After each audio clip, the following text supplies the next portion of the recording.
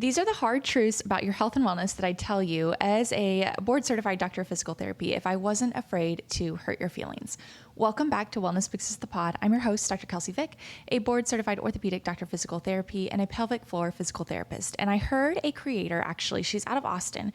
Her name's Hannah Chody, and she was saying how she is the bossy friend in her friend group, the bossy wife, but not in a bad way, in a good way, where she's the one that will give it to you straight, expect the most from you, expect the best from you, and really push you to be the best version of yourself. So I thought about her when I was creating this episode, and I'm not typically the bossy friend. I do expect a lot out of myself and I expect a lot out of others, but I'm not one to necessarily speak up about that. So this episode is a little out of character for me, but consider this the bossy friend, the bossy older sister telling you about what you can do for your health and wellness and telling you the hard truths that might not be that fun to hear, but are some of the truths that I've learned over, almost a decade in the physical therapy realm in some way, almost 5.5 years of treating patients, almost 25 years of being in the health and wellness industry from a young kid playing sports up until being one of the practitioners in the health and wellness fields today. So this is coming from a place of love, but also a place of experience. So the first one is a big one for me, and it is a part of my deeper why, especially since I have treated patients from all walks of life. And that hard truth is that a lot of issues and pain we have later on in life can be attributed to poor habits that we've established earlier on in life. That doesn't have to be poor habits that we perform.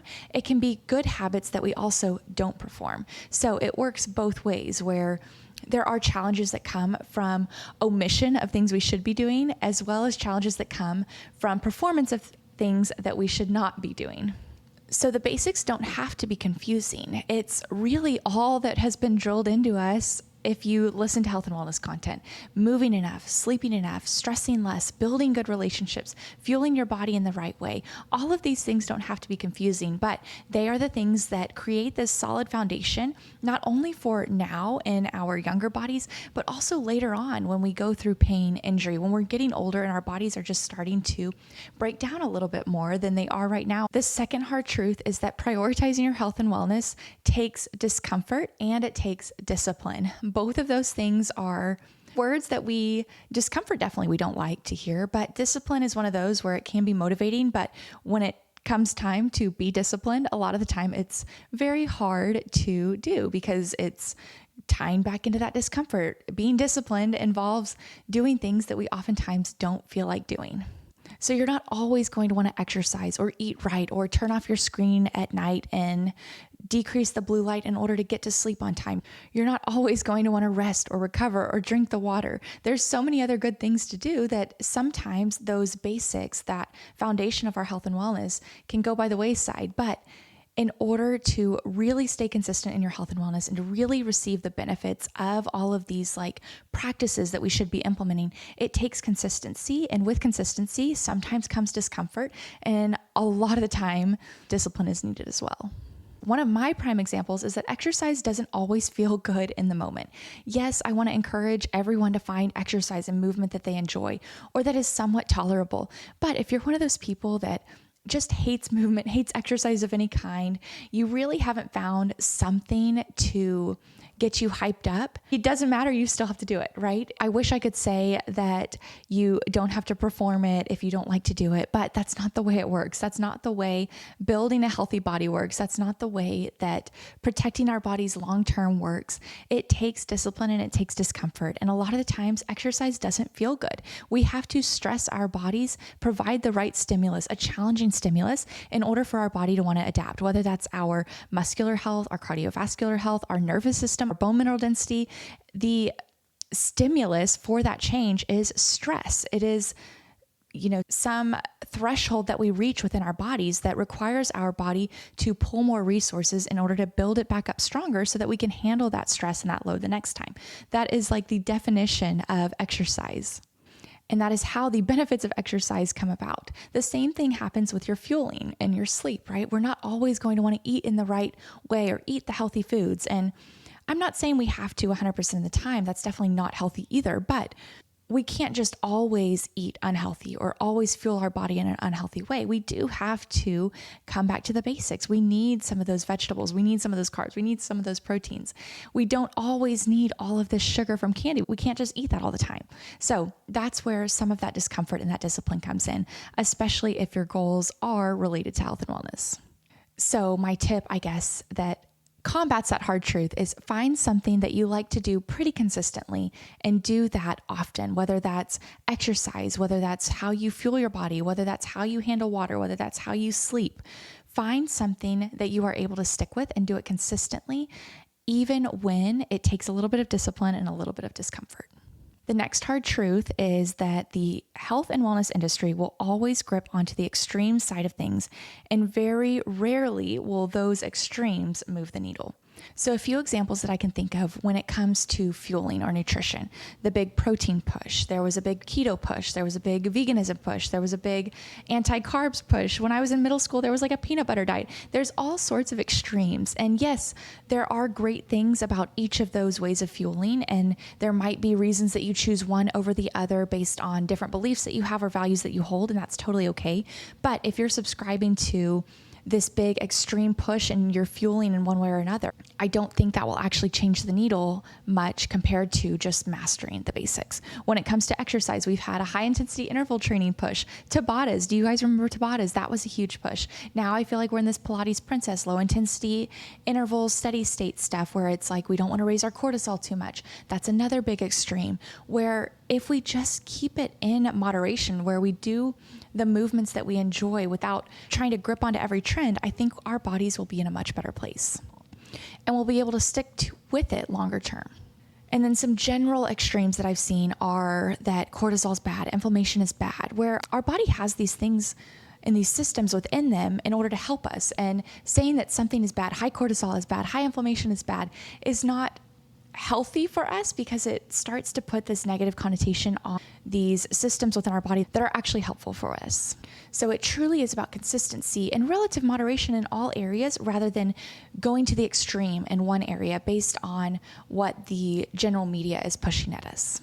The next hard truth is that supplements, saunas, cold plunges, red light devices, all of these biohacking things are oftentimes distractions from what you really need in order to move the needle with your health and wellness. It really comes down to moving consistently, sleeping enough, hydrating appropriately, recovering, building those relationships with those around you, managing stress in a healthy way, which that's a super hard one for me, but it really does come down to those basics. And if we can really focus on those basics and add those supplemental things in as needed, I really think that's where the benefit of those technologies lie, rather than being the one thing you rely on in order to help your overall health and wellness.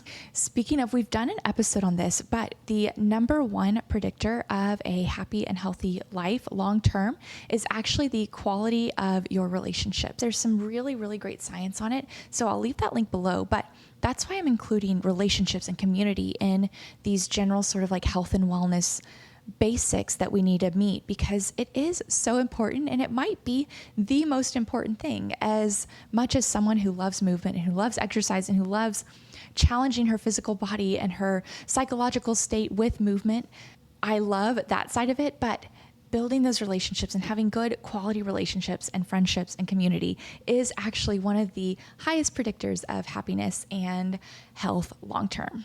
So I'll leave the link to that episode below. It's such a feel-good episode, but I love it.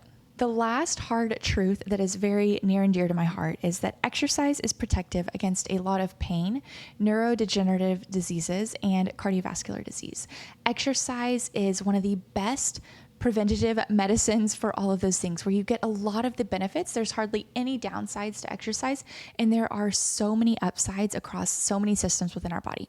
We have done an episode with Dr. Dixie Stanforth before, and I'll leave that link below, but she mentions this, that exercise is one of the best prescriptions for a lot of different things that might happen within our body, that might go wrong within our body, but it's also one of the hardest for people to carry through with the prescription dosage needed for that relative medication, because it's not just pop a pill and drink some water and you're good to go. It actually takes some effort and it takes some consistency. Most people want sort of this quick fix, and exercise is definitely not that. But the upsides to exercise and the upsides to that hard work is far greater than the upsides and even the side effects, especially of some of these quicker fixes.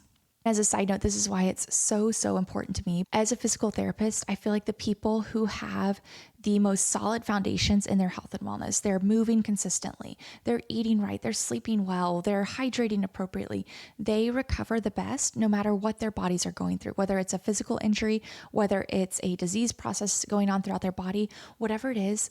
The people that come to me with a solid foundation in their health and wellness oftentimes recover so much better, so much quicker, and to a much higher capacity than someone who comes in who doesn't have this like great foundation. So that is one of my like deeper whys of this podcast, of being a physical therapist, of education, is to really help people understand the importance of these habits and building these solid foundations early on in life so that when our bodies inevitably go through something, whether it's out of our control or most of them are out of our control, but whether or not it is like an injury that we have happened to us in a sport or just a genetic disease process that has been going on throughout our families, whatever it is, we have these solid foundations built already so that we can handle those challenges that we might face later on. So my little empathetic heart is feeling it after some of those hard truths, because a lot of the time I want to say those things to people and I want to like drill it in their heads, but I understand that people are on all different walks of life and on all different parts of their journey, of their health and wellness journeys. So those are my hard truths that I would tell you if I wasn't afraid to hurt your feelings when it came to your health and wellness. So I hope you guys enjoyed those little hard truths. I hope it was a nice little bossy sister, bossy kick in the butt moment if you needed it. Thank you guys for listening. I also want to say thank you to everyone who has reviewed. I know the number seems small, but anytime I even see one more review, I'm like so grateful. So thank you to all of those who have reviewed, listened, liked, shared, followed, subscribed, like anything. It really, really means the world. We're doing this fun summer series right now where we're doing a few more like casual episodes, but I have so many ideas and so many creative things that I want to do come the fall when we're all back in a more normal routine where we really get back into the fun sciencey stuff, learning about our bodies. And I'm also thinking of doing a new podcast festival come fall, maybe early in the year, depending on how big I want to make it. But I would love any ideas that you guys want to learn about. We've done a great Women's Health Podcast Festival back in May, and maybe we'll do that again next year with more speakers in all aspects of life because it was so much fun and you guys enjoyed that a lot. Yeah, I have a lot of plans for the fall. So thank you for joining me for this fun summer series, this fun episode. We're going to have a few more fun, sort of like casual wellnessy, sciencey episodes throughout the rest of the summer while we're all just sort of on this like relative exhale, relative summer vacation, summer break, and we will resume our typical sort of like fun, sciencey, get into the nitty gritty type of stuff come the fall. So thank you guys for your support. Thank you to everyone who listens, to all of the reviews, especially because I've gotten a few more recently where I'm like, oh my gosh, thank you guys for going out of your way and reviewing and just supporting me in that way. It means a lot to me. So thank you. I hope you enjoyed this episode and I'll see you guys again on the next episode of Wellness Fixes the Pod.